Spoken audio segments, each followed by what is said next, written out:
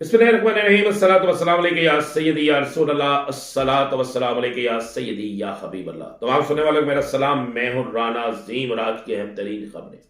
पाकिस्तान में इंतहाई अहम तरीन मोड़ आ गया, यानी वो इंतहाई अहम तरीन मोड़ जिससे पाकिस्तान की सियासत का तयन होगा। वज़ीर-ए-आज़म पाकिस्तान को मिलने वाली एक सरकारी रिपोर्ट, एक सरकारी सर्वे जिसपे इस बात का इंकशाफ हुआ है कि मौजूदा वक्त में अगर इलेक्शन होते हैं तो पाकिस्तान में 70% तक नशिस्तें पाकिस्तान तहरीक इंसाफ जीतती है और पंजाब, केपीके, सिंध और बलोचिस्तान चारों सूबों से तहरीक इंसाफ इस कदर ज्यादा अक्सरियत से जीतेगी कि इसका तसव्वुर नहीं किया जा सकता। और पाकिस्तान की सियासत में पहली दफा सियासी बुर्ज उल्टेंगे। पहली दफा पाकिस्तान की सियासत में अहम तरीन चेहरे सियासत से आउट होंगे। इस सर्वे रिपोर्ट को, जो कि हुकूमत की अपनी टीमों की तरफ से तैयार करता सर्वे रिपोर्ट है, उसमें वाज़े तौर पे कहा गया है कि मुस्लिम लीग नून का कोई भी उम्मीदवार किसी भी हल्के में चला जाए उसे अवामी पज़ाराई हासिल नहीं है। महंगाई, बेरोजगारी और आने वाले दिनों में महंगाई के तूफान की सूरत में जो सामने रद्द अमल आएगा, उस रद्द अमल की सूरत में तहरीक इंसाफ की हमदर्दियां बढ़ेंगी और मुस्लिम लीग नून और पीटीएम में शामिल जमातें जो हैं उनको शदीद सियासी और तंजीमी नुकसान होगा।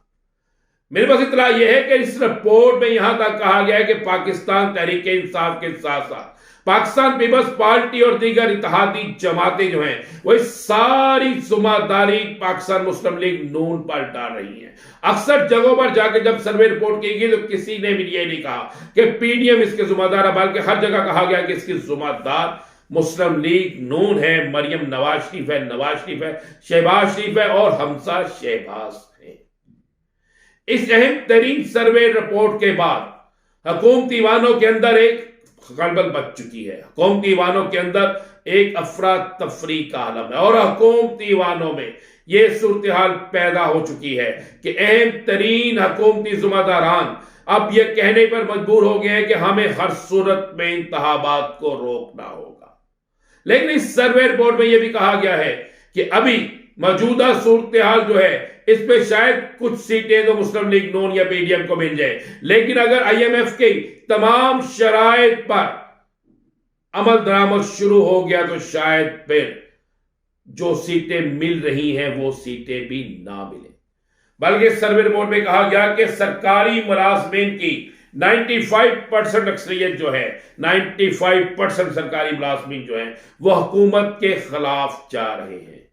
सरकारी मुलाजमीन जिनकी बुनियाद पर हुकूमत हमेशा इलेक्शन जीता करती थी, जिनकी बुनियाद पर हुकूमत हमेशा ब्लैकमेल किया करती थी, जिसकी बुनियाद पर हमेशा हुकूमत का दावा होता था कि इनकी तनख्वाहें बढ़ाकर यानी कि मराद का ऐलान करके हम कुछ ना कुछ वोट हासिल कर लेंगे। लेकिन आईएमएफ के साथ किए गए मुआहदे के बाद ये सारी चीजें खत्म हो रही है।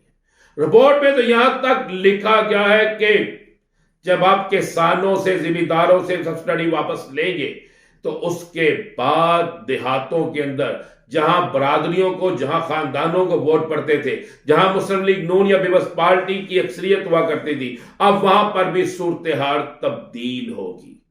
ये वाज़े तौर पर इस रिपोर्ट के बाद मियां शहबाज शरीफ ने हंगामी तौर पर एक इजलास बुलाया। इस इजलास के अंदर राना सनाउल्लाह समेत अहम तरीन पार्टी रहनुमा मौजूद थे, जिन्होंने भी इसी बात का इजहार किया कि हमें हर सूरत में इलेक्शन से भागना होगा। यानी मुस्लिम लीग नून, पीडीएम और दीगर सियासी जमातें इलेक्शन से भागने का फैसला कर चुकी हैं। तौहीन अदालत करनी पड़े तौहीन अदालत करेंगे, जो कुछ भी करना पड़े वो करेंगे, लेकिन किसी सूरत में इलेक्शन में नहीं जाएंगे।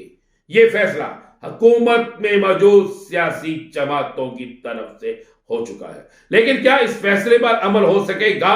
अब पाकिस्तान तहरीक इंसाफ नहीं, हुकूमत वर्सेस अदलिया है। हुकूमत और अदलिया के दरमियान एक नई जंग शुरू होने वाली है और इस नई जंग के हवाले से बाकायदा अदलिया जो है वो भी ज़हनी तौर पर तैयार है और हुकूमत भी तैयार है। हुकूमत हर सूरत में चाहती है कि लाहौर हाई कोर्ट के फैसला जो है उसको ना माना जाए। एक नई साजिश तैयार की जा रही है, इलेक्शन कमीशन से डेट अनाउंस करा दी जाए, लेकिन शेड्यूल में जानबूझकर ताखीर की जाए। कहीं टीचरों की तरफ से हंगामा राई, एहतजाज और किसी जगह कोई और बहाना बनाया जाए। कहीं कानून नाफज करने वाले इदारों की तरफ से कोई नई रिपोर्ट सामने लाई जाए और किसी जगह कुछ ऐसा किया जाए कि अमले की दस्तयाबी नहीं है। यह सारा प्लान तैयार हो चुका है। आने वाले दिनों में क्या हुकूमत इस प्लान पर अमल कर पाएगी और क्या अदलिया इस प्लान पर अमल करने की इजाजत देगी? जबकि इलेक्शन कमीशन जो कि बाकायदा हुकूमत की तरफ से एक अदारा बन चुका है, जो कि बाकायदा हुकूमत की तरफ से एक पार्टी बन चुका है, अब इस इलेक्शन कमीशन की सूरत हाल क्या है? अब यह इलेक्शन कमीशन कहां पे स्टैंड लेगा? इन तमाम हवालों से बड़ी गौर फिक्र की जा रही है। जबकि दूसरी तरफ पाकिस्तान तहरीक इंसाफ ने भी अपनी तैयारी मुकम्मल कर ली है। आइन बचाओ, कानून बचाओ मुहिम जो है वो शुरू करने वाले हैं। आइन के तहफ़्फ़ुज़ की मुहिम शुरू होने वाली है।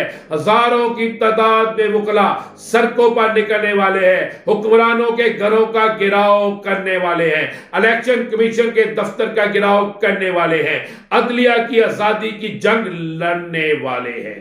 ये अहम तरीन इकदाम हैं जो तहरीक इंसाफ भी करने जा रही है। मैं आपको ये खबर दे दूं, आइंदा हफ्ता यानी 13 तारीख से लेकर 19 फरवरी तक पाकिस्तान के अंदर सियासी कल्चर तब्दील हो जाएगा।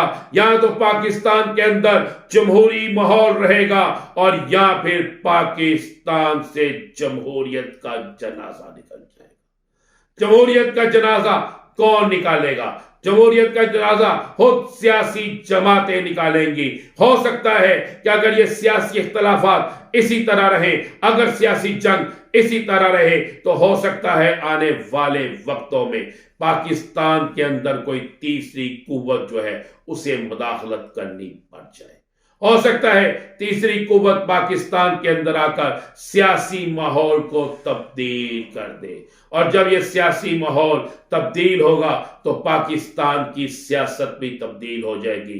कई बासर चेहरे, कई ताकतवर चेहरे हुकूमत में हो या हुकूमत के बाहर हो, वो जेलों के अंदर मौजूद होंगे। आखिरकार ये इकदाम जो है इंतहाई अहम, इंतहाई खौफनाक इकदाम, ये भी उस सूरत में हो सकता है जब सियासी जमातों के अंदर इख्तलाफात आखिरी हद तक पड़ जाए। ये थी आज की अहम तरीन और बड़ी खबरें। मजीद अहम तरीन बड़ी खबरों के लिए इंतजार कीजिए मेरे अगले वीडियो का। इजाजत दीजिए, अल्लाह हाफिज। पाकिस्तान में इंतहाई अहम तरीन मोड़ आ गया, यानी वो इंतहाई अहम तरीन मोड़ जिससे पाकिस्तान की सियासत का तयन होगा। वज़ीर-ए-आज़म पाकिस्तान को मिलने वाली एक सरकारी रिपोर्ट, एक सरकारी सर्वे जिसमें इस बात का इंकशाफ हुआ है कि मौजूदा वक्त में अगर इलेक्शन होते हैं तो पाकिस्तान में 70% तक नशिस्तें पाकिस्तान तहरीक इंसाफ जीतती है।